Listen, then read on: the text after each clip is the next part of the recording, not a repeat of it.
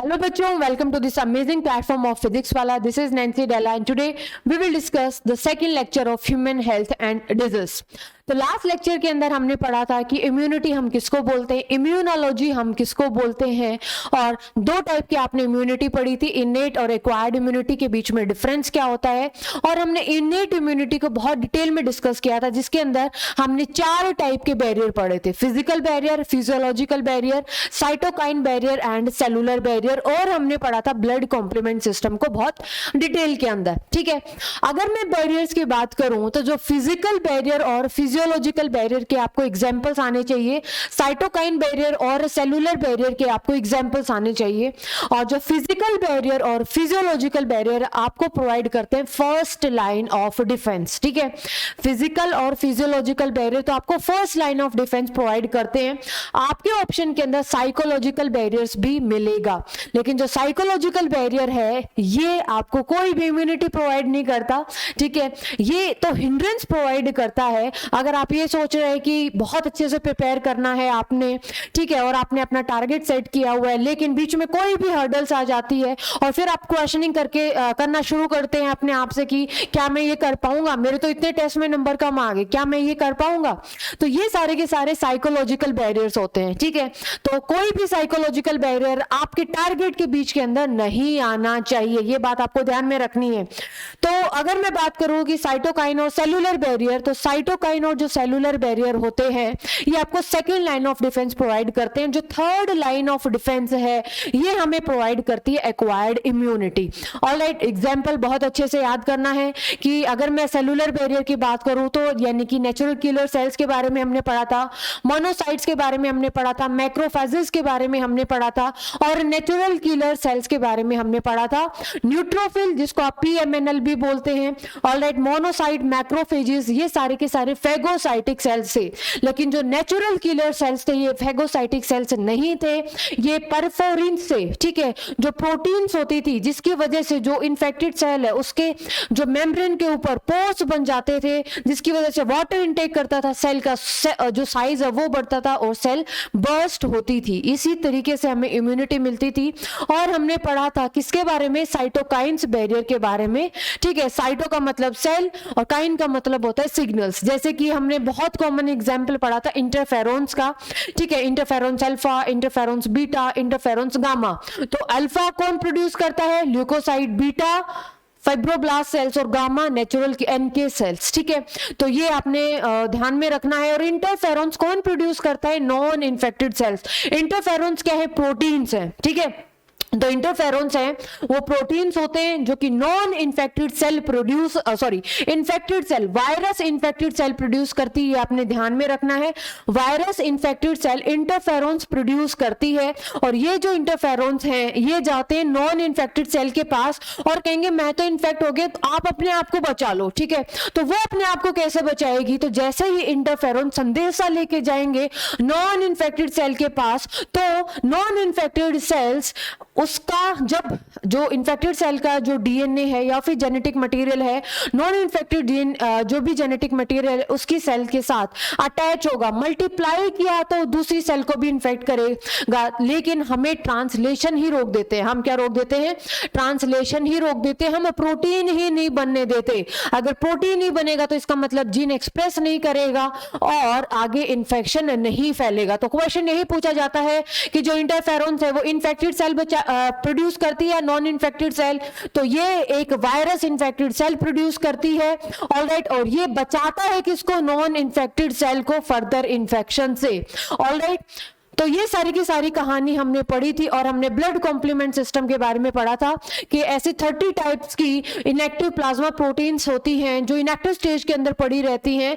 Alright, और liver produce करता है, और जैसे ही कोई भी इंफेक्शन आएगा तो ये एक्टिव हो जाएंगी और एक दूसरे को एक्टिवेट करेंगी, जिसकी वजह से जो सेल है या फिर जो भी वायरस है, जो भी पैथोजन है, उसको डिस्ट्रॉय कर देंगी। किसकी मदद से, परफोरिन्स की मदद से। तो ये सारी की सारी कहानी हमने इनेट इम्यूनिटी के बारे में पढ़ी थी। ऑलराइट, आज हम क्या पढ़ने वाले हैं, आज हम पढ़ेंगे एक्वायर्ड इम्यूनिटी के बारे में। ठीक है, तो एक्वायर्ड इम्यूनिटी एक बार हम देख लेते हैं आज के लेक्चर के अंदर हम क्या क्या पढ़ने वाले हैं। एक्वायर्ड इम्यूनिटी, क्या क्या कैरेक्टरिस्टिक्स है एक्वायर्ड इम्यूनिटी की, वो cell mediated immunity, antigen presenting cell के बारे में पढ़ेंगे, types of T lymphocyte, antibody mediated immunity and difference between CMI and AMI, यानी कि सेल मीडिएटेड इम्यूनिटी और एंटीबॉडी मीडिएटेड इम्यूनिटी के बीच में क्या क्या डिफरेंस है। तो चलिए हम अपना लेक्चर शुरू करते हैं सबसे पहले एक्वायर्ड इम्यूनिटी के बारे में, और मुझे आशा है कि आप अपने नोट्स बहुत अच्छे से बना रहे होंगे। ठीक है, एक्वायर्ड इम्यूनिटी की, एक्वायर्ड इम्यूनिटी की हम बात करते हैं कि एक्वायर्ड इम्यूनिटी का मतलब क्या है। तो my dear students, acquired immunity के बारे में अगर मैं 2 मिनट लेके पुरानी बातें लिखूं तो एक्वायर्ड इम्यूनिटी को हम क्या बोलते हैं, एक्वायर्ड इम्यूनिटी को हम बोलते हैं अडेप्टिव इम्यूनिटी। ठीक है, अडेप्टिव इम्यूनिटी बोलते हैं। ये प्रेजेंट होगी सिर्फ किसके अंदर, वर्टिब्रेट्स के अंदर। ठीक है, ये प्रेजेंट होगी सिर्फ वर्टिब्रेट्स के अंदर, ये प्रेजेंट होगी। और हमने क्या पढ़ा था, एक्वायर्ड इम्यूनिटी क्या थी, स्पेसिफिक इम्यूनिटी थी। ठीक है, एक्वायर्ड इम्यूनिटी को हमने स्पेसिफिक इम्यूनिटी बोला था, और एक्वायर्ड इम्यूनिटी एक्वायर्ड, ठीक है, इसको एक्वायर्ड क्यों बोला था, it is acquired after birth. ठीक है, it is acquired after birth. Alright, ये सारी की सारी हमने कहानी पढ़ी थी किसके बारे में, एक्वायर्ड इम्यूनिटी के बारे में। ठीक है, जब हमने डिफरेंस लिखा था कि इनेट इम्यूनिटी और एक्वायर्ड इम्यूनिटी के बीच में क्या क्या डिफरेंस होता है। ठीक है, तो अब हम क्या पढ़ेंगे कि कैरेक्टरिस्टिक्स पढ़ेंगे। ठीक है, क्या पढ़ेंगे स्टूडेंट्स, हम पढ़ेंगे कैरेक्टरिस्टिक्स ऑफ या फिर प्रॉपर्टीज आप बोल सकते हो, कैरेक्टरिस्टिक्स या फिर प्रॉपर्टीज ऑफ एक्वायर्ड इम्यूनिटी। ठीक है, इन दोनों की, सॉरी दोनों नहीं, एक ही है, एक्वायर्ड इम्यूनिटी और एक्वायर्ड इम्यूनिटी बोलो या फिर अडेप्टिव इम्यूनिटी बोलो, इसकी क्या क्या कैरेक्टरिस्टिक्स है हम ये डिस्कस करेंगे। ठीक है, तो सबसे पहले अगर मैं बात करूं कैरेक्टरिस्टिक्स की, तो स्पेसिफिसिटी। ठीक है, तो यहां पे देखो स्पेसिफिसिटी, अब देखो स्पेसिफिसिटी का मतलब क्या है कि मैंने आपको बताया था एक्वायर्ड इम्यूनिटी क्या है, एक स्पेसिफिक इम्यूनिटी है। ठीक है, ये इम्यूनिटी डिफरेंशिएट कर सकती है डिफरेंट टाइप के पैथोजन से, यानी कि बैक्टीरिया कौन सा पैथोजन है ये डिफरेंशिएट करती है, और उसके अकॉर्डिंग सेल पार्टिसिपेट करेंगे और उस पैथोजन को डिस्ट्रॉय करेंगे। अगर मैं बात करूं इनेट इम्यूनिटी के अंदर क्या देखा था आपने, कोई भी पैथोजन है, कैसा भी पैथोजन है, सेम रिस्पॉन्स होगा। लेकिन यहां पर क्या होगा, सेम रिस्पॉन्स नहीं होगा, यहां पर रिस्पॉन्स होगा अकॉर्डिंग टू पैथोजन। ठीक है, पैथोजन के अकॉर्डिंग जो सेल है वो एक्ट करेंगी और सेल डिस्ट्रॉय करेंगी किसको, पैथोजन को। तो पहली जो प्रॉपर्टी है एक्वायर्ड इम्यूनिटी की, इसको हम क्या बोलते हैं, स्पेसिफिसिटी। ठीक है, तो अगर मैं एक लाइन में इसको डिफरेंट लिखूं, एक्सप्लेन करूं, तो आप कैसे लिखोगे, it is the ability to differentiate between pathogen. ठीक है, it is the ability to differentiate among pathogens. ठीक है, मतलब पैथोजन को ये डिफरेंशिएट कर सकती है और उसके अकॉर्डिंग सेल काम करेंगी। ये तो था क्या, पहली प्रॉपर्टी। सेकंड जो प्रॉपर्टी है, सेकंड प्रॉपर्टी की अगर मैं बात करूं तो सेकंड प्रॉपर्टी क्या है, डाइवर्सिटी। ठीक है, तो डाइवर्सिटी के बारे में अगर मैं बात करूं तो डाइवर्सिटी के बारे में आप क्या समझते हैं, डाइवर्सिटी का मतलब है कि जो एक्वायर्ड इम्यूनिटी है या फिर मैं एडेप्टिव इम्यूनिटी की बात करूं, दोनों का नाम एक ही है। ठीक है, एक्वायर्ड इम्यूनिटी मतलब वाइड रेंज ऑफ पैथोजन के ऊपर एक्ट कर सकती है। ठीक है, चाहे वो पैथोजन बैक्टीरिया हो, चाहे वो पैथोजन वायरस हो, चाहे वो पैथोजन कोई प्रोटोजोआ हो, चाहे वो कोई पैथोजन कोई भी फंगस हो या फिर कोई भी हेलमेंथिस हो। ठीक है, तो यहां पर आप क्या लिख सकते हो, डाइवर्सिटी, यानी कि डाइवर्स, बहुत सारे पैथोजन को ये क्या कर सकती है, आइडेंटिफाई कर सकती है एंड ये एक्ट कर सकती है। तो it acts on a wide range of pathogen. ठीक है, तो यहां पे आप लिख सकते हो it acts on wide range of pathogen. Wide range of pathogen. ठीक है, अब इस पैथोजन के बारे में, ये जो पैथोजन है स्टूडेंट्स, ये बैक्टीरिया भी हो सकता है, ठीक है, ये कोई फंगस भी हो सकती है, और ये हो सकता है कोई भी प्रोटोजोआ, ठीक है, और ये हो सकता है कोई भी वायरस। ठीक है, पैथोजन कुछ भी हो सकता है। तो डाइवर्सिटी, स्पेसिफिसिटी, और अगर मैं बात करूं थर्ड प्रॉपर्टी की, थर्ड प्रॉपर्टी क्या होगी? Discrimination between self and non self antigen. ठीक है, डिस्क्रिमिनेशन बिटवीन, ये याद रखना है स्टूडेंट्स, ये ना आ सकता है आपके एग्जाम में। ऑब्जेक्टिव क्वेश्चन में क्या कर देंगे? ऑब्जेक्टिव क्वेश्चन में 4 तो ऑप्शंस हैं, आपको 4 प्रॉपर्टीज याद रखनी है। ठीक है, क्या कितनी प्रॉपर्टीज याद रखनी है? 4 प्रॉपर्टीज। अब फोर्थ ऑप्शन को वो कुछ भी बना देंगे, ठीक है, या फिर 2 नंबर में आपसे पूछ लिया कि what are the properties of acquired immunity, तो ये आपको पता होना चाहिए कि एक्वायर्ड इम्यूनिटी की क्या क्या प्रॉपर्टी है। जो थर्ड प्रॉपर्टी है, थर्ड प्रॉपर्टी होती है discrimination between self and non self antigen. Discrimination between self and non self antigen. ठीक है, मतलब इसका क्या होगा स्टूडेंट्स? अब देखो, कोई भी एंटीजन है, ठीक है, एंटीजन है, ये क्या कराएगा? एंटीबॉडी प्रोड्यूस कराएगा।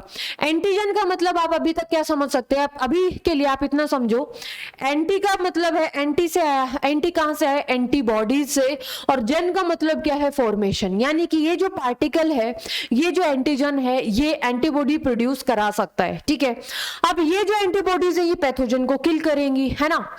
अब discrimination between self and non self का मतलब है कौन अपना है, कौन पराया है, ये पहचान लेती है एक्वायर्ड इम्यूनिटी। ठीक है, कि ये एंटीजन हमारा है या फिर ये एंटीजन बाहर से आया है। अगर बाहर से आया है तो ये जो इम्यूनिटी है नहीं बख्शेगी उस एंटीजन को। ठीक है, अब इसमें अगर जस्ट सपोज ऐसा एंटीजन जो हमारी बॉडी के अंदर ही प्रेजेंट है, अगर मैं एग्जांपल के तौर पे समझाऊं तो आरबीसी के ऊपर एंटीजन प्रेजेंट होता है। ठीक है, हमारी रेड ब्लड सेल के ऊपर एंटीजन प्रेजेंट होता है, यानी कि अगर ए एंटीजन प्रेजेंट है तो हम उसको क्या बोलते हैं? ए ब्लड ग्रुप, है ना। बी एंटीजन प्रेजेंट है तो बी ब्लड ग्रुप बोलते हैं। तो अगर हमारी बॉडी के खिलाफ ही अगर काम करना शुरू कर दिया, इन एंटीबॉडीज ने हमारे ही एंटीजन को नुकसान पहुंचाना शुरू कर दिया, तो इसका मतलब क्या है? इसका मतलब क्या होगा कि ऑटो इम्यून डिजीज, जैसे कि आपने पढ़ा था रूमेटॉइड अर्थराइटिस या फिर टाइप 1 डायबिटीज, ये सारी की सारी क्या है? ऑटो इम्यून डिजीज है। जब हमारी बॉडी हमारे खिलाफ काम करना शुरू कर दे, उसको हम क्या बोलते हैं? Auto immune disease. ठीक है, तो ये पहचानेगा कि हमारा एंटीजन कौन सा है और ऐसा एंटीजन कौन सा है जो बॉडी के लिए हार्मफुल है, और उन दोनों के बीच में ये डिफरेंस ये डिस्क्रिमिनेशन कर सकता है, ये पहचान सकता है।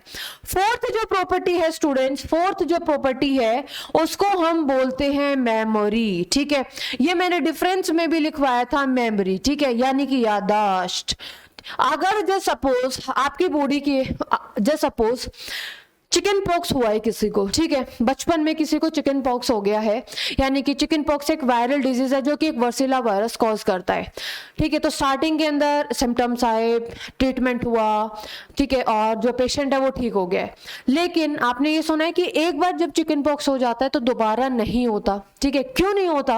कि जब एक बार फर्स्ट अटैक बाय एंटीजन, ठीक है, first attack by pathogen, first attack by pathogen, ठीक है, अगर एक बार पैथोजन ने अटैक किया तो हमारी बॉडी ने उसको खत्म करना शुरू किया। ठीक है, तो उस रिस्पॉन्स को हम बोलते हैं प्राइमरी रिस्पॉन्स। ठीक है, जो स्लो होता है।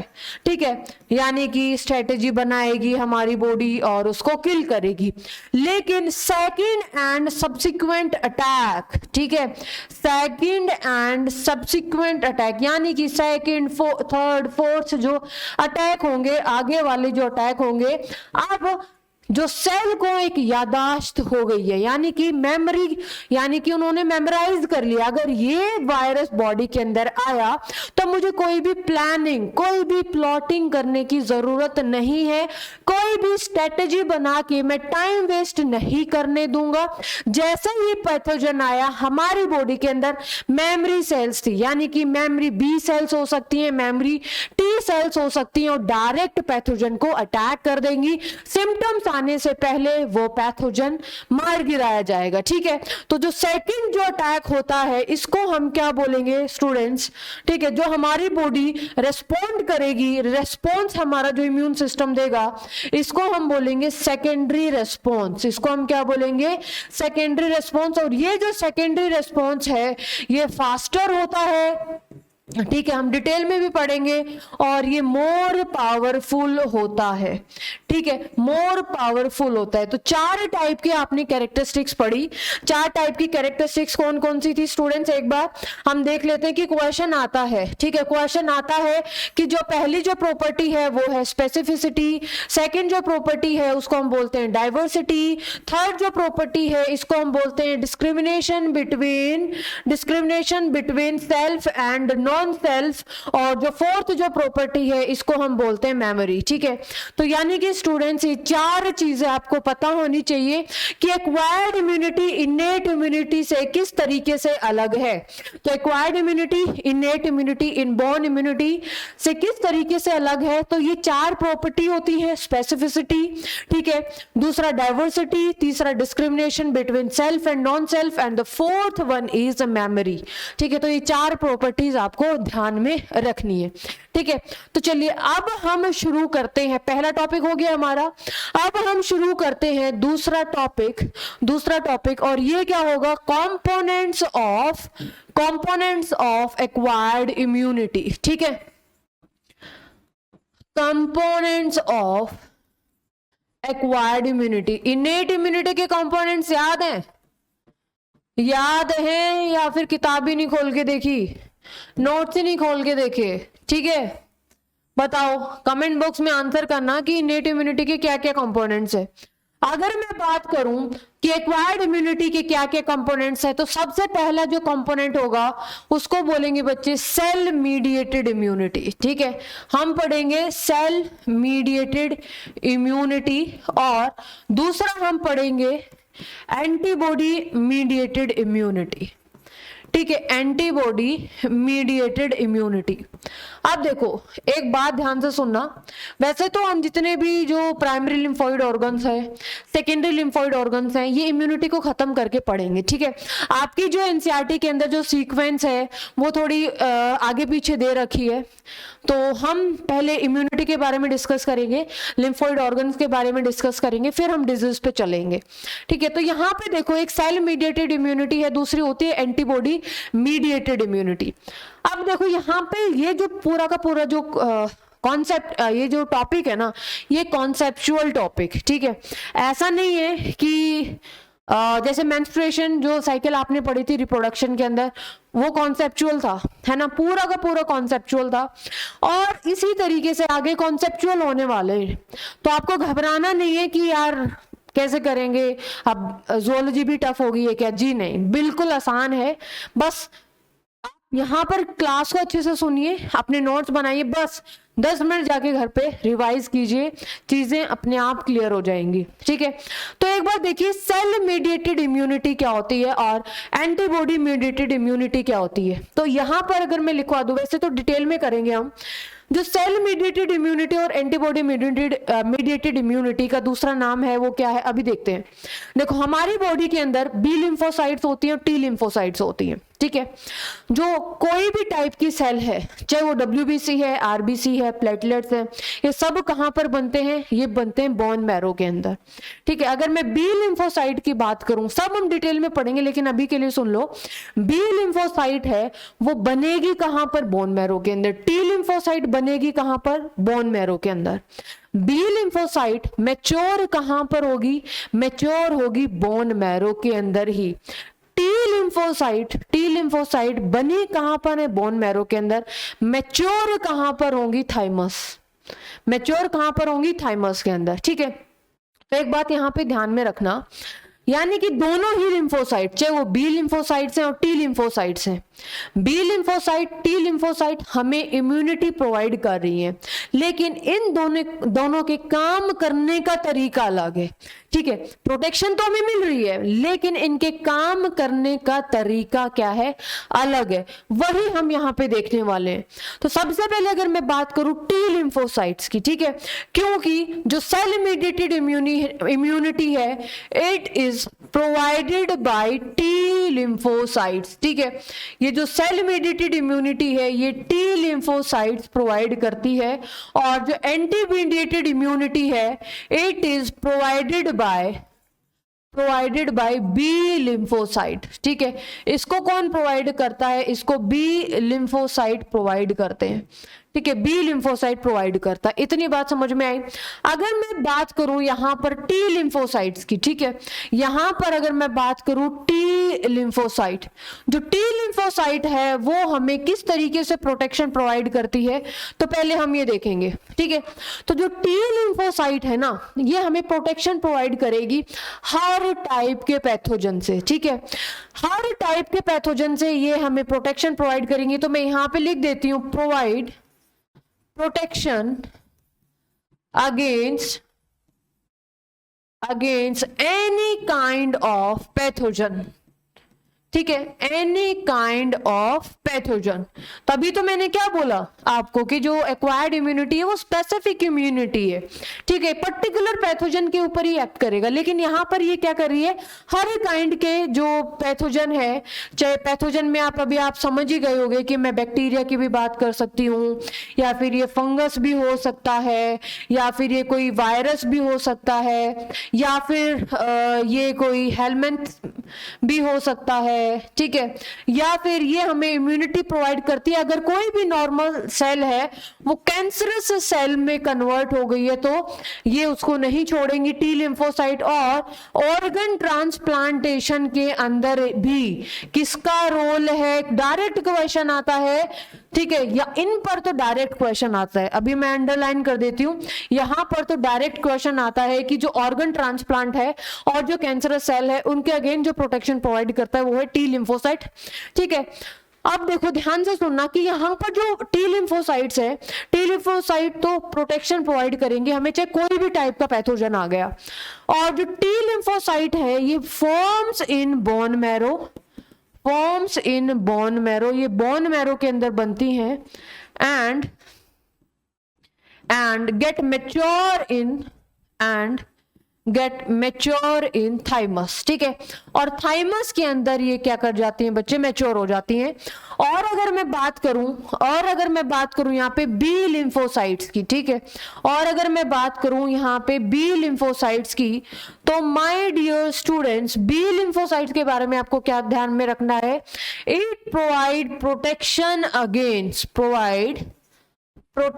Against bacteria and virus. ठीक है, ये जो प्रोटेक्शन प्रोवाइड करेंगी हमें बैक्टीरिया एंड वायरस के अगेंस्ट प्रोटेक्शन प्रोवाइड करेंगी।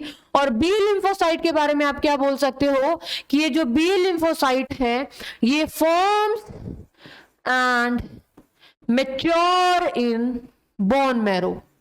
ठीक है, ये बोन मैरो के अंदर ही, बोन मैरो यानी कि यहाँ पे हम रेड बोन मैरो की बात कर रहे हैं। ठीक है, बोन मैरो के अंदर ही ये मैच्योर होंगी, ये बनेंगी।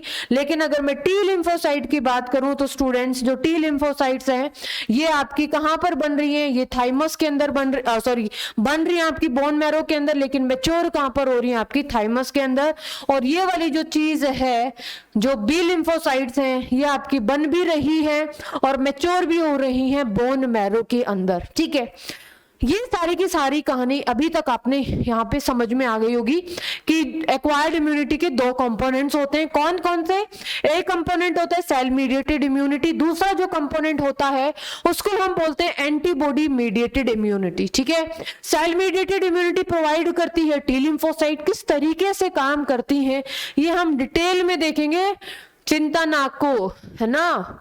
एंटीबॉडी मीडिएटेड इम्यूनिटी में हमें जो प्रोटेक्शन मिलती है ये हमें मिलती है किसकी वजह से, ये हमें मिलती है स्टूडेंट्स, ओके ये जो हमें प्रोटेक्शन मिलती है ये हमें मिलती है बी लिम्फोसाइट से, ठीक है। टी लिम्फोसाइट्स हमें हर टाइप के पैथोजन से बचाएंगी, लेकिन बी लिम्फोसाइट हमें बैक्टीरिया और वायरस से बचाएंगी, ठीक है। अब देखो, अब हम बात करते हैं कि टी लिम्फोसाइट किस तरीके से काम करती हैं, ठीक है। तो यहाँ पे ध्यान में रखना, बनाना, सेल टॉपिक डालना, सेल मीडिएटेड इम्यूनिटी, ठीक है। और ये जो सेल मीडिएटेड इम्यूनिटी है कौन प्रोवाइड कर रही है? T lymphocyte. Cell mediated immunity कौन प्रोवाइड कर रही है?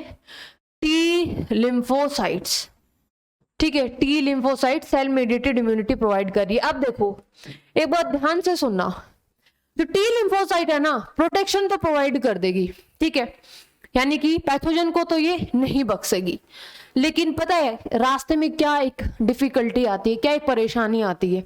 परेशानी ये आती है कि जो टी सेल है ये बेचारी टी लिम्फोसाइट्स ये एंटीजन को ही नहीं पहचान पाती, यानी कि अगर आप इनको बोल दोगे ना कि ये एंटीजन है तभी ये मार पाएंगी, इतनी भोली है।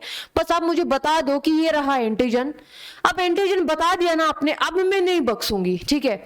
लेकिन अब एंटीजन कौन बताएगा, ठीक है। अब कौन बताएगा कि एंटीजन ही दुश्मन है, ठीक है। एंटीजन के बारे में सूचना कौन देगा टी लिम्फोसाइट को? अगर बिना पहचाने तो काम होगा नहीं, टी लिम्फोसाइट को पहचानना ही पड़ेगा, किसको? एंटीजन को, तभी तो ये काम कर पाएंगी। और इसमें हेल्प करती हैं एंटीजन प्रेजेंटिंग सेल्स, ठीक है, एंटीजन प्रेजेंटिंग सेल। आप ध्यान से सुनना, एंटीजन प्रेजेंटिंग सेल्स क्या होती हैं? देखो, एंटीजन प्रेजेंटिंग सेल, ये antigen presenting cell T cell की हेल्प करती है एंटीजन को पहचानने में। और किस तरीके से पहचानने में पता है? एंटीजन प्रेजेंटिंग सेल के अंदर सारी की सारी फैगोसाइटिक सेल्स आती हैं, ठीक है। अगर मैं एग्जांपल की बात करूं यहाँ पे, और फैगोसाइटिक सेल जैसे कि डेंड्राइटिक सेल्स, ठीक है, जैसे कि डेंड्राइटिक सेल्स। और अगर मैं बात करूं कुछ बी लिम्फोसाइट भी, ठीक है, सम बी लिम्फोसाइट भी किस तरीके से काम करेंगी? एंटीजन प्रेजेंटिंग सेल की तरीके से काम करेंगी, ठीक है। और मैक्रोफेजेस एक फैगोसाइटिक सेल है, ठीक है। और अगर मैं बात करूं लैंगरहैंस सेल भी हेल्प करती हैं, ठीक है, लैंगरहैंस सेल्स भी हेल्प करते हैं। अब देखो, एंटीजन प्रेजेंटिंग सेल का मतलब है ये एंटीजन को प्रेजेंट कर रही है। किसको प्रेजेंट कर रही है? एंटीजन को प्रेजेंट कर रही है। जस्ट सपोज, बच्चे ये कॉन्सेप्ट जानना बहुत जरूरी है, टी सेल का काम है एंटीजन को मारने का, लेकिन टी सेल तो तब मारेगी ना जब टी सेल को पता होगा कि ये एंटीजन है। बिना एंटीजन को पहचाने टी सेल कैसे काम कर देगी? तो इनकी हेल्प करने के लिए आती है एंटीजन प्रेजेंटिंग सेल की। तो तुम चिंता मत करो, हम आपको पहचान के देंगे कि ये रहा एंटीजन, ठीक है। किस तरीके से काम करेंगे? जस्ट सपोज एक ये कोई एंटीजन प्रेजेंटिंग सेल है, ठीक है, antigen presenting cell. Just suppose मैं इसको EAPC से लिख रही हूं, या फिर आप इसको समझ लो मैक्रोफेजेस है ये, ठीक है। फैगोसाइटिक सेल से, फैगोसाइटिक सेल का मतलब है कि यहां पर ये एंटीजन है, ठीक है, ये एंटीजन है, ये पैथोजन है। और ये जो फैगोसाइटिक सेल है इसको क्या कर लेगी? अगर मैं नेक्स्ट उस पे बनाऊं तो नेक्स्ट वो स्टेप क्या होगा स्टूडेंट्स? नेक्स्ट स्टेप होगा कि ये जो एंटीजन प्रेजेंटिंग सेल है ना, एंटीजन प्रेजेंटिंग सेल, ये जो एंटीजन प्रेजेंटिंग सेल है इसको एनगल्फ कर लेगी। ये रहा एंटीजन, ठीक है, ये क्या है? एंटीजन। एंटीजन को शॉर्ट में एजी लिखते हैं, ठीक है, ये एजी है, यानी कि एपीसी ने क्या किया? एनगल्फ्ड एंटीजन, एंटीजन को एनगल्फ कर लिया, ठीक है, और उसका ब्रेक कर दिया, उसको टुकड़ों टुकड़ों में ब्रेक कर दिया। अब देखो, जो एंटीजेनिक पोर्शन है पैथोजन का, एंटीजेनिक पोर्शन है, ये इसके सरफेस के ऊपर ले आएंगे ये, ठीक है। जैसे सपोज ये क्या है? ये है एपीसी, और ये एपीसी क्या करेंगे बच्चे? ये जो सपोज ये है इसका एंटीजेनिक पोर्शन, ठीक है, ये है एंटीजन का वो पोर्शन जो कि डिजीज कॉज कर सकता है। एंटीजेनिक पोर्शन यहाँ पर सरफेस के ऊपर प्रोजेक्ट कर दिया। अब ये घूमते रहेंगे ब्लड और लिम्फ के अंदर। अब यहां पर पता है आपको, यहां पर इसको पहचान लेगा अब कौन? हेल्पर टी सेल, ठीक है, हेल्पर टी सेल इसको पहचान लेगा। ये जो हेल्पर टी सेल है ये है टी लिम्फोसाइट्स। समझ में आया कितना कॉन्सेप्ट है कि टी लिम्फोसाइट नहीं पहचान पाता कौन सा एंटीजन है, तो उसमें हेल्प करती है एंटीजन प्रेजेंटिंग सेल, यानी कि एग्जाम्पल मैक्रोफेजेस। ये फेगोसाइटाइज कर लेंगे इस एंटीजन को और इसको ब्रेक कर देंगी टुकड़ों में, और इसका एक पार्ट इसकी सरफेस के ऊपर प्रोजेक्ट कर देंगी, ठीक है। और जैसे ही प्रोजेक्ट किया और ये ऐसे इसको घूमते रहेंगी लेके ब्लड के अंदर, लिम्फ के अंदर, और जैसे ही इस एंटीजेनिक जो पोर्शन इसने जो प्रोजेक्ट किया है, अब इसको पहचान लेंगी कौन, हेल्पर टी सेल, ठीक है। ऐसे रिसेप्टर इनके पास भी प्रेजेंट होते हैं हेल्पर टी सेल के पास, और अब ये एंटीजन पहचाना गया, ठीक है। अब ये जो हेल्पर टी सेल है ना, ये बॉस है। जो हेल्पर टी सेल है ये क्या है, बॉस है। ये काम नहीं करता, ठीक है। ये आराम से चेयर पे बैठा है, आराम से चेयर पे बैठे हैं, और एक तो इनको एंटीजन खुद से नहीं पहचान में जा रहा, एक तो खुद एंटीजन ये पहचानने में नहीं आ रहा है, ठीक है। मतलब ये आराम से चेयर पे बैठे हुए हैं, एंटीजन भी नहीं पहचान सकते ये, उसके लिए इनके मदद करने आए मैक्रोफेजेस। अब ये जो हेल्पर टी सेल है ना, अब ये कमांडर की तरह काम करेंगे, बॉस की तरह काम करेंगे, कि मैंने तो पहचान लिया लेकिन अब मैं कुछ काम नहीं करूंगा आगे। अब जो मेरे जो सैनिक है वो जाएंगे। सैनिक कौन जाएगा, ये अब क्या करेंगे बच्चे, ये जो हेल्पर टी सेल है ना, ये जो हेल्पर टी सेल है, हेल्पर टी सेल को ऐसे लिखते हैं टीएच सेल। ये जो टी सेल है, टीएच सेल है, यहां से दो काम करेंगे। दो काम कैसे, एक तो ये प्रोलिफरेशन करेंगे किसका, साइटोटॉक्सिक टी सेल का, ठीक है। यानी कि यहाँ पे किलर टी सेल आप बोल सकते हो, ठीक है। किलर टी सेल मारेंगे, एक तो किलर टी सेल का प्रोलिफरेशन करा देंगे, ठीक है। यानी कि इन किलर टी सेल को एक्टिवेट कर देंगे, अब ये डायरेक्ट किल करेंगे, ठीक है। अब ये डायरेक्ट किसको किल करेंगे, पैथोजन को किल करेंगे, और ये बी लिम्फोसाइट को एक्टिवेट कर देंगे। ये बी लिम्फोसाइट के पास भी संदेशा भिजवा देंगे कि भाई अब तुम एंटीबॉडीज बनाओ, अब तुम एंटीबॉडीज बनाओ, और अब आप किल करो किसको, पैथोजन को, ठीक है। तो इन्होंने किस तरीके की दादागिरी की है, इन्होंने किस तरीके की दादागिरी की है, इन्होंने करी है, मतलब बॉस, ये बॉस है। यानी कि एक तो एंटीजन पहचान में नहीं आ रहा इनके, उसमें हेल्प करी मैक्रोफेजेस, एंटीजन प्रेजेंटिंग सेल ने, कि एक एंटीजेनिक पोर्शन सरफेस के ऊपर अटैच कर दिया। अब हेल्पर टी सेल ही सबसे पहले पहचानेंगी, हेल्पर टी सेल ही इसको रिकॉग्नाइज करेंगी। अब ये जो हेल्पर टी सेल है ये सिग्नल्स भेजेंगी, यानी कि ये साइटोकाइंस के थ्रू सिग्नल्स भेजेंगी, ठीक है। और ये बोलेंगी कि किलर सेल अब आप अपना नंबर बढ़ाओ, ठीक है। अब तुम डायरेक्ट पैथोजन को किल करो, ये घुस गया है pathogen, first second line of defence को क्रॉस करके, और बी लिम्फोसाइट को भी संदेशा भेजेंगी कि अब आप लोग एंटीबॉडीज बनाओ। तो जब सेल मेडिएटेड इम्यूनिटी है, सेल मेडिएटेड इम्यूनिटी के अंदर रोल किसने प्ले किया है, रोल हेल्पर टी सेल ने प्ले किया है, ठीक है। यानी कि किसने हेल्प किया है, मेनली रोल जो प्ले किया है हेल्पर टी सेल ने किया है। और जो एंटीबॉडी मेडिएटेड इम्यूनिटी है, ठीक है, एंटीबॉडी मेडिएटेड इम्यूनिटी कौन प्रोवाइड करता है, बी लिम्फोसाइट। लेकिन बी लिम्फोसाइट भी एंटीबॉडी तब तक नहीं बनाएंगी जब तक इनको ये बॉस सिग्नल ना भेजते, ठीक है। जब तक हेल्पर टी सेल इनको ऑर्डर ना कर दे तब तक बी लिम्फोसाइट भी क्या नहीं करेंगी, बी लिम्फोसाइट भी एंटीबॉडीज नहीं बनाएंगी। समझ में आ गया। एंटीजन प्रेजेंटिंग सेल, तो एंटीजन प्रेजेंटिंग सेल क्या करती हैं, they engulf antigen and project a antigenic portion on the surface, जो कि रिकॉग्नाइज करेगा हेल्पर टी सेल। और एग्जाम्पल मैंने ऑलरेडी यहां पर लिख दिया है कौन कौन से एंटीजन प्रेजेंटिंग सेल है, ठीक है। आप देखो ये सिर्फ फर्स्ट प्राइमरी इम्यून रिस्पॉन्स के टाइम पर ही जरूरत पड़ेगी। फर्स्ट प्राइमरी यानी कि पहला जो रिस्पॉन्स होगा प्राइमरी रिस्पॉन्स होगा, उसके बाद क्यों नहीं जरूरत पड़ती हमें एंटीजन प्रेजेंटिंग सेल की सारी चीजें की रिक्वायरमेंट नहीं है। क्यों, क्योंकि ऑलरेडी जो बी सेल है, टी सेल है, ये मेमोरी सेल्स बना देती हैं। यानी कि अब अगर सेम एंटीजन आया तो ये सारी की सारी चीजों की जरूरत नहीं है, डायरेक्ट बी सेल और टी सेल की जो मेमोरी है, memory B cell memory T cell direct antigen को पहचानेंगी और किल कर देंगी, ठीक है। समझ में आया कॉन्सेप्ट, बहुत ही अच्छा कॉन्सेप्ट है ये। चलो एक बार में हम लिख देते हैं कि एंटीजन प्रेजेंटिंग सेल हम किसको बोलते हैं, एपीसी, ठीक है, APC, antigen presenting cell. Antigen presenting cell का मतलब क्या है, दे एनगल्फ एंटीजन, ये एंटीजन को एनगल्फ करेंगी, they engulf antigen and project it on its surface. ठीक है, now only helper T cell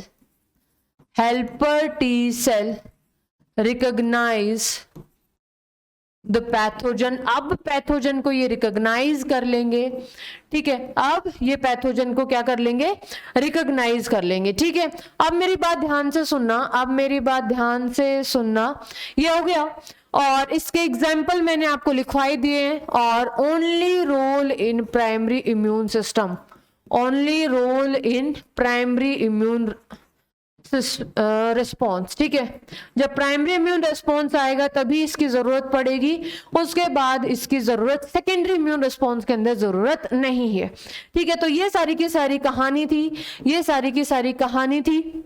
अब हम लिख लेते हैं कि टाइप्स क्या क्या है टी लिम्फोसाइट्स की। ठीक है, अब हम क्या लिख लेते हैं, टाइप्स क्या क्या है टी लिम्फोसाइट्स की। चलो आ जाओ, अब types of T lymphocytes, types of T lymphocyte. देखो जो बी लिम्फोसाइट्स है ना, बी लिम्फोसाइट्स को एंटीजन प्रेजेंटिंग सेल की जरूरत नहीं होती। एंड बी लिम्फोसाइट के पास कुछ ऐसे रिसेप्टर्स प्रेजेंट होते हैं जो डायरेक्ट ही एंटीजन को रिकॉग्नाइज कर लेंगे, उनको एंटीजन प्रेजेंटिंग सेल की रिक्वायरमेंट नहीं होती। जो एपीसी की जो रिक्वायरमेंट होती है वो होती है बच्चे किसको, टी सेल को रिकॉग्नाइज करने में, है ना। देखो ये सारी की सारी चीजें ना, अब मैं टी लिम्फोसाइट की एग्जाम्पल लिखवाऊंगी। तो ये जो एग्जाम्पल्स हैं, जब आप एड्स पढ़ोगे, तो जब आप कैंसर्स पढ़ोगे, तो ये आगे नाम आएंगे। ठीक है, वहां पे आप कंफ्यूज होते रहोगे कि ये क्या है, कौन सी टी लिम्फोसाइट है, किस तरीके से काम करती है। तो एक बार हम इसका पूरा अच्छे से कॉन्सेप्ट क्यों ना सीख लें। ठीक है, तो देखो सबसे पहले हम बात करते हैं हेल्पर टी सेल की। ठीक है, बॉस की हम सबसे पहले बात करते हैं, जिसको हम लिखते हैं टी एच सेल्स। ठीक है, जिसको हम किस तरीके से लिखेंगे, T H cells, T H cells, ऐसे हम इसको रिप्रेजेंट करते हैं, हेल्पर टी सेल। तो हेल्पर टी सेल किस तरीके से काम करेंगी, इनको हम क्या बोलते हैं, कमांडर बोलते हैं, बॉस बोलते हैं किसका, इम्यून सिस्टम का।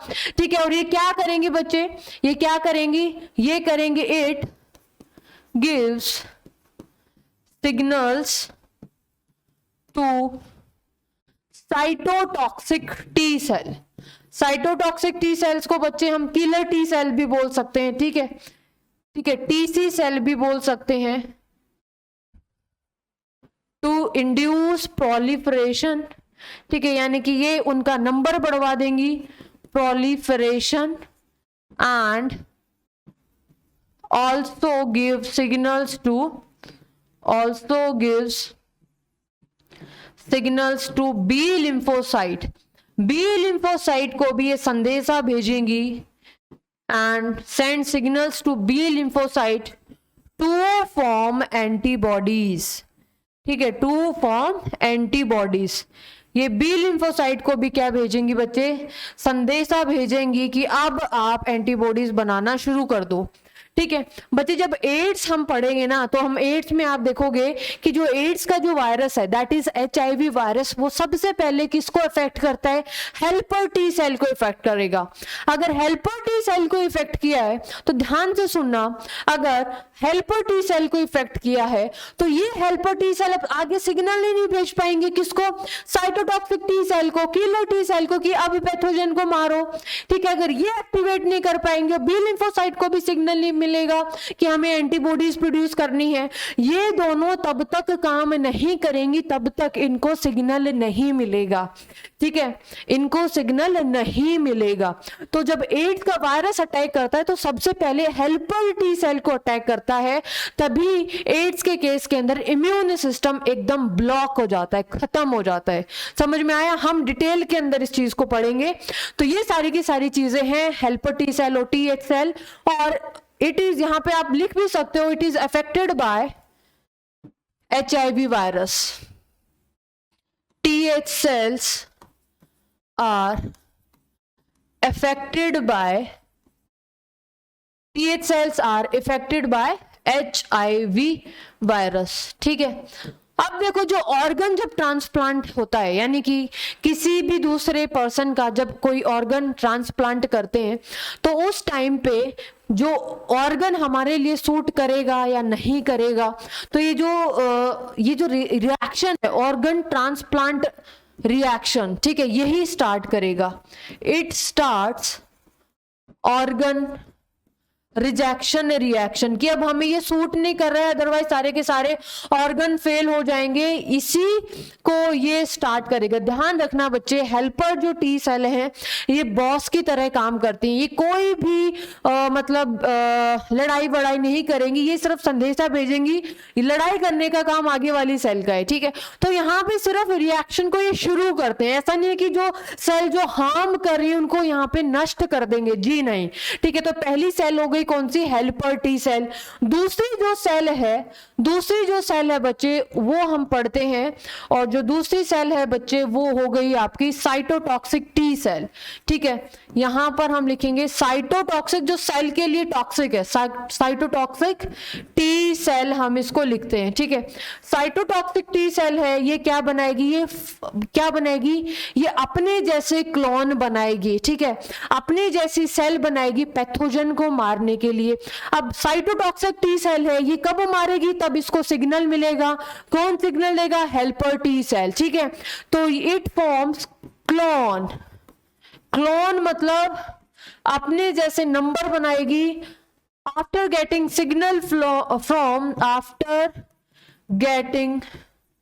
सिग्नल्स, किस तरीके से सिग्नल मिलेगा, साइटोकाइंस के through, after getting signal from TH, helper T cell को बच्चे अब मैं ऐसे लिख रही हूं। ठीक है, यानी कि अपनी जैसी सेल बढ़ाना शुरू कर देगी, एक बार इसको सिग्नल मिल जाए, हेल्पर टी सेल, बस एक बार बॉस के फोन का इंतजार है, उन्होंने बोल दिया बस मैं अपने जैसे नंबर तैयार कर लूंगी, अपनी गोली बंदूकें सब कुछ तैयार कर लूंगी और पैथोजन को मार दूंगी। ठीक है, और ये मारेगी किस तरीके से, मारेगी बच्चे कि बहुत सारे यानी कि किस तरीके से, परफोरिन्स यानी कि प्रोटीन्स बनाएगी। ठीक है, और ये जो परफोरिन्स हैं बच्चे, ये ट्रांस मेम्ब्रेन पोर बना देंगे, जो हम नेचुरल किलर सेल के अंदर डिटेल में पढ़ चुके हैं। ये जो ट्रांस मेम्ब्रेन पोर है, ठीक है, ये क्या कॉज करेंगे, स्वेलिंग कॉज करेंगे। ठीक है, ऑस्मोटिक इम्बैलेंस कॉज करेंगे, और ऑस्मोटिक इम्बैलेंस कॉज करके जो सेल है वो क्या करेगी, स्वेल हो जाएगी और लाइसिस यानी कि बर्स्ट हो जाएगी। ठीक है, तो मारने का काम किसने किया, मारने का काम किया साइटोटॉक्सिक टी सेल ने, after getting signal, after getting message, after getting order from helper T cell. ठीक है, तो दो टाइप की हमने यहाँ पे लिम्फोसाइट्स पढ़ी है, helper T cell and cytotoxic T cell. जो थर्ड जो वो है अपनी लिम्फोसाइट है, एंड ये जो लिम्फोसाइट है बच्चे इसको हम क्या बोलते हैं, सप्रेसर टी सेल। ठीक है, यानी कि TS सेल भी बोलते हैं। आप देखो क्या हो रहा है कि हेल्पर टी सेल संदेशा भेज रही है साइटोटॉक्सिक टी सेल को। अब साइटोटॉक्सिक टी सेल ने अपने क्लोन बना लिए, अपने जैसे सेल बना लिए और पैथोजन को उड़ाना शुरू कर दिया। अब सारे पैथोजन वो उड़ा चुकी है। ठीक है, अब कभी ऐसा ना आ जाए कि हमारी बॉडी को ही उड़ाना ना शुरू कर दे, उसके लिए जो सप्रेसर सेल बैठी हुई है। ठीक है, मतलब हेल्पर टी सेल और साइटोटॉक्सिक टी सेल के ऊपर भी एक जना और है। ठीक है, एक जना और बैठा हुआ है जिसको हम क्या बोलते हैं, सप्रेसर सेल। ये सप्रेस कर देंगी TH सेल को और साइटोटॉक्सिक C सेल को कि बस अब पैथोजन मर चुका है, अब आप लोग शांत हो जाइए, आप सब लड़ाइयां बंद हो चुकी हैं। ठीक है, तो अब देखते हैं हम जो सप्रेसर टी सेल है ये क्या करेगी, it suppress TH and TC cell, यानी कि साइटोटॉक्सिक सेल को और जो हेल्पर टी सेल है इनको ये क्या कर देंगी, सप्रेस कर देंगी। It suppress TH and TC cell to prevent on distraction, to prevent on body distraction. ठीक है, यानी कि खुद की बॉडी के ऊपर ही ना अटैक होने लग जाए अगर नहीं टाइम पे सुधरा, नहीं टाइम पे संभले तो। ठीक है, तो ये था सप्रेसर टी सेल्स या फिर TS सेल। और जो फोर्थ टाइप की जो सेल होगी वो होगी बच्चे मेमोरी। ठीक है, 4 टाइप की कौन सी होगी, memory T cells. Memory T cell का मतलब क्या है, मेमोरी टी सेल बन गई है। अब ये जो मेमोरी जो टी सेल्स होती हैं, अब जब एंटीजन दोबारा आएगा, मेमोरी टी सेल्स क्या होंगी, जब ये एंटीजन दोबारा आएगा तो अब बर्दाश्त बिल्कुल भी नहीं होगा, ना ही टाइम लगाया जाएगा, ना ही एपीसी यानी कि एंटीजन प्रेजेंटिंग सेल की जरूरत है, ना ही हमें हेल्पर टी सेल की जरूरत है, ना ही हमें अब क्लोन बनाने की जरूरत है। अब ये जो हेल्पर टी सेल, ये जो मेमोरी टी सेल है, ये क्या करेंगी, ये करेंगी डायरेक्ट किलिंग। ठीक है, ये क्या कर देंगी, डायरेक्ट किलिंग कर देंगी। ठीक है, ये तो सारी कहानी थी। ठीक है, ये कहानी किसकी थी, ये थी आपकी सेल मीडिएटेड इम्यूनिटी की, यानी कि 3 टाइप की सेल होती हैं। ठीक है, यानी कि अगर मैं इसको यहां पे समझाऊं, जो सपोज यहां पर टी लिम्फोसाइट्स है, ठीक है, ये है टी लिम्फोसाइट्स। एक सेकेंड, जस्ट सपोज मैं एक नेक्स्ट स्लाइड ले लिया, यहां पर मैंने लिख दिया TH cells, helper T cells. ठीक है, अब ये जो हेल्पर टी सेल है, ये कमांड करेंगी। ठीक है, ये क्या है, बॉस। ठीक है, ये क्या भेजेंगी, कमांड। ठीक है, ये कमांड किस किस को भेजेंगी, चलो भाई आप जो साइटोटॉक्सिक टी सेल है, चलो चलो एंटीबॉडीज नहीं परफोरिन्स बनाओ और डायरेक्ट पैथोजन को किल करो। ठीक है, यहां पर ये किलिंग करना शुरू करेंगी और ये संदेशा भेजा जाएगा बी लिम्फोसाइट्स को भी। ठीक है, अब ये जो सारी चीजें है ना, ये कहां पर प्रेजेंट है, आपके लिम्फोइड ऑर्गन के अंदर, हम डिटेल में पढ़ेंगे। अब ये बी लिम्फोसाइट है, वो बी लिम्फोसाइट जो एंटीबॉडीज बनाए बच्चे, उनको हम प्लाज्मा सेल्स बोलते हैं। ठीक है, अब इन्होंने क्या करना शुरू किया, किलिंग करना शुरू किया। अब जब सारी की सारी किलिंग हो गई ना, अब इनको ऊपर सप्रेस करने के ऊपर बैठा हुआ है TS सेल, यानी कि सप्रेसर सेल की अब आप क्या हो जाओ, थम जाओ। अब सब कुछ पैथोजन, सारे के सारे पैथोजन मर चुके हैं और ये इसको भी सप्रेस कर देगा और ये क्या इसको सप्रेस कर देगा, इसको भी सप्रेस कर देगा। ठीक है, तो ये सारी की सारी कहानी थी आपकी सेल मीडिएटेड इम्यूनिटी की। अब हम बात करते हैं antibody mediated immunity. Second immunity, antibody mediated immunity. ठीक है, एंटीबॉडी मीडिएटेड इम्यूनिटी की हम बात करते हैं। अब देखो, एंटीबॉडी जो मीडिएटेड इम्यूनिटी है, इसके अंदर हम क्या करते हैं बच्चे, एंटीबॉडी मीडिएटेड इम्यूनिटी कौन प्रोवाइड करता है, प्रोवाइडेड बाय बी लिम्फोसाइट। कौन प्रोवाइडेड करता है, प्रोवाइडेड बाय बी लिम्फोसाइट्स। ठीक है, ये जो एंटीबॉडी है ये प्रोवाइड करेंगी बी लिम्फोसाइट्स। अब देखो, जस्ट सपोज ये जो बी लिम्फोसाइट है, ठीक है, ये क्या है, बी लिम्फोसाइट। अब ये जो बी लिम्फोसाइट है ना, ये इनएक्टिवेटेड है, इनएक्टिव है। बी लिम्फोसाइट क्या है, इनएक्टिव है। ये क्या है, इनएक्टिव बी लिम्फोसाइट है। अब ये जो इनएक्टिव बी लिम्फोसाइट है, आप ध्यान से सुनना, मैंने क्या बोला था कि बी लिम्फोसाइट बनेंगी किसके अंदर, बोन मैरो के अंदर। मैचुरेशन कहां पर होगा, बोन मैरो के अंदर। फिर ये अपने अपने जहां पर इनकी लोकेशन है वहां पर ये बैठ जाएंगे, चुपके से आराम से बैठी है इनएक्टिव स्टेज के अंदर। कहां पर, लिम्फोइड ऑर्गन के अंदर। ठीक है, लिम्फोइड ऑर्गन हम डिटेल में पढ़ेंगे, जैसे स्प्लीन हो गया, सेकेंडरी लिम्फोइड ऑर्गन जैसे स्प्लीन हो गया, अपेंडिक्स हो गया, पेयर पैचेस हो गया। तो ये जो बी लिम्फोसाइट अब इनएक्टिव है। ठीक है, अब क्या होगा, जब कोई भी पैथोजन आया, जब पैथोजन आया तो ये क्या हो गई, एक्टिव हो गई। ठीक है, ये क्या हो गई, एक्टिव हो गई। अब ये जो बी लिम्फोसाइट है ना, इसके ऊपर रिसेप्टर्स प्रेजेंट है। ठीक है, ये बी लिम्फोसाइट अभी इनएक्टिव थी और इसके ऊपर रिसेप्टर्स प्रेजेंट है। ये जो रिसेप्टर है एंटीजन को पहचान लेंगे। ठीक है, जस्ट सपोज इसके पास ये रिसेप्टर्स है। ठीक है, ये रिसेप्टर है, ये जो रिसेप्टर है ये एंटीजन को अपने आप पहचान लेगा। हमें टी लिम्फोसाइट के अंदर तो ऐसा कुछ हमें व्यवस्था नहीं देखी थी कि जो टी लिम्फोसाइट है एंटीजन को पहचान लेंगे, लेकिन बी लिम्फोसाइट के पास रिसेप्टर है। ये जैसे ही एंटीजन यहां पर आया, ठीक है, जस्ट सपोज यहां पर जैसे ही एंटीजन आया, ये है एंटीजन। ठीक है, और इसको पहचानने वाला ये क्या है, रिसेप्टर है। और जैसे ही एंटीजन आया, ये जो टी लिम्फोसाइट है ये क्या हो गई, एक्टिव हो गई। ये क्या हो गई, एक्टिव हो गई। अब देखो, अब देखो, मैंने आपको पिछली बार क्या बताया था कि ये जो टी लिम्फोसाइट है ना, बेशक से एक्टिव हो गई है, ठीक है, लेकिन ये एंटीबॉडी कब बनाएंगी? जब इनको कमांड देगा। और ये जो कमांड है कौन देगा? कमांड, जल्दी बताओ। कमांड अभी तो मैंने बताया था, ये जब तक नहीं बना पाएंगे एंटीबॉडी, जब तक इसको कमांड, यहां पर भी रिसेप्टर समझ लो, यहां पर भी रिसेप्टर है, और ये जो रिसेप्टर है ये किसके लिए होगा? गैस करो, ये रिसेप्टर किसके लिए होगा? ये रिसेप्टर होगा टीएच सेल्स के लिए। किसके लिए? टीएच सेल्स के लिए। अब ये जो रिसेप्टर होगा टीएच सेल के लिए होगा, क्यों? क्योंकि जब तक इनको कमांड नहीं मिलेगी टीएच सेल से, तब तक ये एंटीबॉडीज नहीं बनाई, और टीएच सेल ने यहाँ पे बाइंड किया, और यहां पर रिलीज हुए सिग्नल्स। यहां पर क्या रिलीज हुए? सिग्नल्स, यानी कि साइटोकाइंस। और जैसे ही साइटोकाइंस इसके अंदर गए, टी बी लिम्फोसाइट के पास गए, ये बी लिम्फोसाइट दो टाइप की बन जाती हैं, ठीक है, बी लिम्फोसाइट दो टाइप की बन जाती हैं। एक तो प्लाज्मा सेल, ये प्लाज्मा सेल क्या होंगी? ये प्लाज्मा सेल एंटीबॉडीज बनाएंगी, और कुछ बन जाती हैं मेमोरी बी सेल, जो कि मेमोरी बी सेल अगर बन गई तो इस पूरी की पूरी प्रोसेस की रिक्वायरमेंट नहीं होगी, डायरेक्ट मेमोरी बी सेल किल करेंगे। ठीक है, समझ में आया? समझ में आया? मैंने क्या बताया कि आपने बोला मैम बी लिम्फोसाइट के अंदर ना एंटीजन प्रेजेंटिंग सेल की रिक्वायरमेंट नहीं होती। क्यों नहीं होती? क्योंकि इनके पास रिसेप्टर है जो डायरेक्ट एंटीजन को पहचान लेंगे, ठीक है।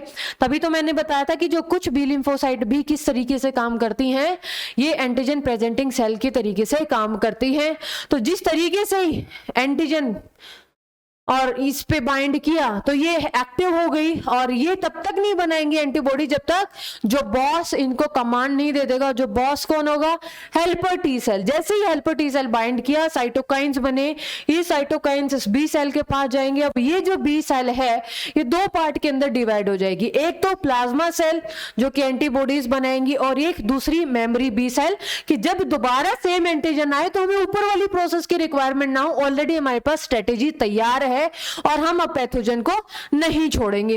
अब ये जो एंटीबॉडीज है ना बच्चे, कहां पर प्रेजेंट होती हैं? जैसे कि ब्लड के अंदर प्रेजेंट होंगी, ठीक है, यानी कि लिम्फ के अंदर प्रेजेंट होंगी, या फिर टीयर्स के अंदर प्रेजेंट होंगी, या फिर ये स्लाइवा के अंदर प्रेजेंट होंगी, या फिर ये कोलेस्ट्रम के अंदर प्रेजेंट होंगी। तो बच्चे ये जो एंटीबॉडीज होती हैं ये किसके अंदर प्रेजेंट हैं? बॉडी फ्लूइड के अंदर। और फ्लूइड के लिए एक वर्ड हम यूज करते हैं, एंड दैट इज ह्यूमोरल। ठीक है, तो इसीलिए इस इम्यूनिटी का दूसरा नाम है जिसको हम क्या बोलते हैं? Humoral immunity. क्या ये बात समझ में आई? क्या ये बात समझ में आई? यानी कि काम करने का तरीका अलग है, काम करने का तरीका अलग है, ठीक है। तो जब मैंने आपको एक बात समझाई थी कि जो पहली जो सेल थी हेल्पर टी सेल, ये जो हेल्पर टी सेल है तो ऑर्गन ट्रांसप्लांट के अंदर रिएक्शन शुरू करती हैं, ठीक है। लेकिन ये जो साइटोटॉक्सिक टी सेल होती हैं बच्चे, ये रोल प्ले करती हैं, रोल इंपॉर्टेंट रोल प्ले करती हैं, प्ले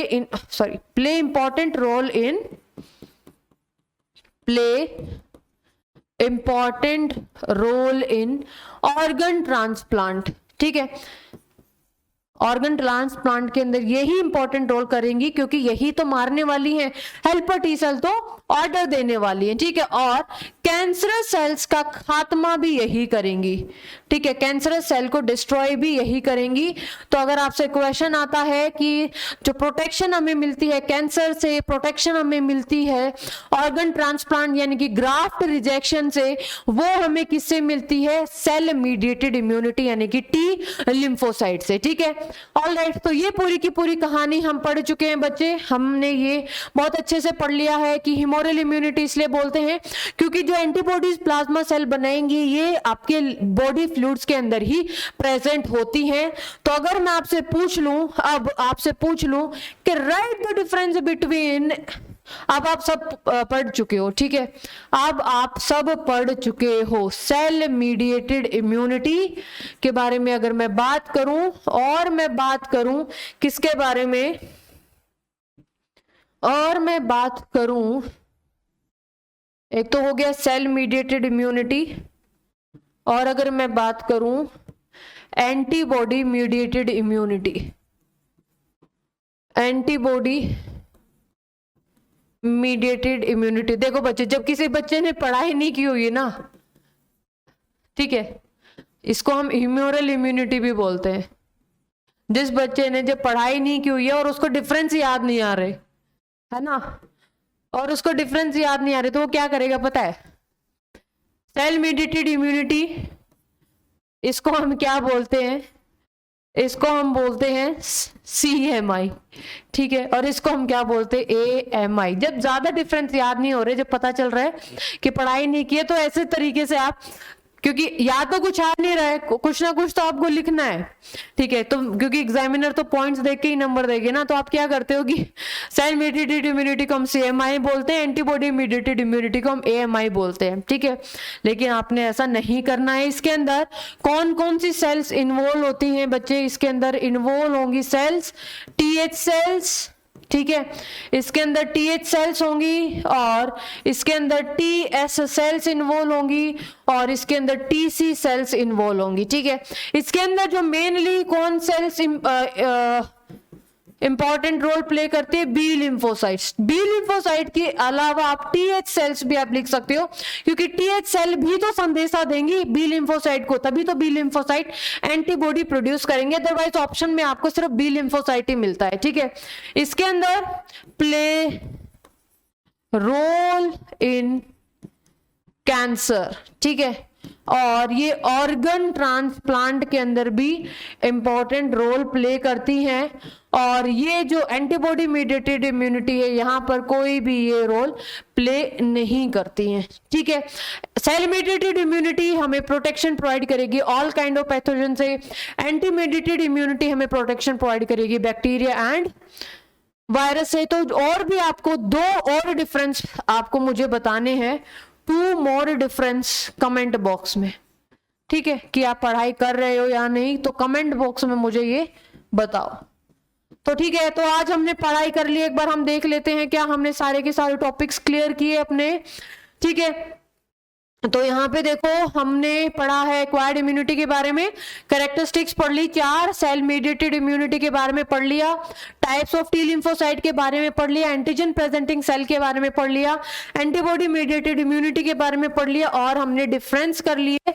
अब हम चलेंगे क्वेश्चंस की तरफ, ठीक है। चलो क्वेश्चन पे आ जाओ। सबसे पहले acquired immunity is also known as, acquired immunity को हम क्या बोलते हैं? इनबोर्न, एडेप्टिव, फैमिलियल या फिर नॉन स्पेसिफिक। तो एक्वायर्ड इम्यूनिटी को हम एडेप्टिव इम्यूनिटी भी बोलते हैं, और हम क्या बोलते हैं? स्पेसिफिक इम्यूनिटी भी। और क्या बोलेंगे? Specific immunity. Correct answer first is the correct answer. कर पा रहे हो या नहीं कर पा रहे? कर पा रहे हो या नहीं कर पा रहे? Next question, what is the basic difference between cell mediated and humoral immunity? और ये आपका होमवर्क है जो मैंने अभी बताया है, ठीक है, आपको ये मुझे बताना है होमवर्क में। Alright, next, types of T cells. कौन कौन सी टी सेल्स हैं? Killer cells, helper cells, killer cell, suppressor cells, killer cell, helper cell, suppressor cells, killer, helper और डिप्रेसर सेल्स, ठीक है। तो यानी कि हमने क्या क्या पढ़ी है? Killer cells, helper cells, suppressor cells पढ़ी है। करेक्ट आंसर क्या हो गया आपका? ऑप्शन नंबर सी, ठीक है। ये भी ऑप्शन सही है, ये भी ऑप्शन सही है, लेकिन अप्रोप्रिएट क्यों होगा? क्योंकि सप्रेसर सेल्स भी सी के अंदर आती हैं, ठीक है। करेक्ट आंसर क्या होगा आपका? C is the correct answer. Next question, antigen presenting cells are known as, जो टी सेल को हेल्प करेंगी एंटीजन पहचानने में, ठीक है, रिप्रेजेंट करेंगी एंटीजन को टी लिम्फोसाइट के लिए। कौन कौन सी है? Langerhans cell, macrophages, dendritic cells, यानी कि कुछ बी लिम्फोसाइट भी एंटीजन प्रेजेंटिंग सेल की तरीके से काम करती हैं। Correct answer all of these, ठीक है। Next, antibody mediated immunity is also known as antibody mediated immunity, ठीक है। तो antibody mediated immunity is related with antibodies, और एंटीबॉडीज कहां पर प्रेजेंट होती हैं? बॉडी फ्लूइड्स के अंदर। उसके लिए हम वर्ड यूज करते हैं ह्यूमरल, तो correct answer humoral immunity. Next, cell mediated immunity is provided by, कौन कौन सी सेल मीडिएटेड इम्यूनिटी प्रोवाइड करेगी? तो टी लिम्फोसाइट हमें प्रोवाइड करती हैं सेल मीडिएटेड इम्यूनिटी, ठीक है, तो करेक्ट आंसर हो गया है D. Next, the branch of biology which involves the study of immune system, बताओ, ये हमने कल पढ़ा था। लॉजी का मतलब स्टडी, जो सारे के सारे इम्यून रिस्पॉन्स से रिलेटेड सारे के सारे एस्पेक्ट्स को स्टडी करे, उसको हम क्या बोलते हैं, इम्यूनोलॉजी, ठीक है। Now the next question is which of the following are the properties of acquired immunity. Acquired immunity की क्या क्या प्रॉपर्टी है, स्पेसिफिसिटी बिल्कुल है, डाइवर्सिटी बिल्कुल है, मेमोरी बिल्कुल है, तो चलो एक और रह गई, वो लिख के बताओ, वो हो गया है discrimination between self and non self.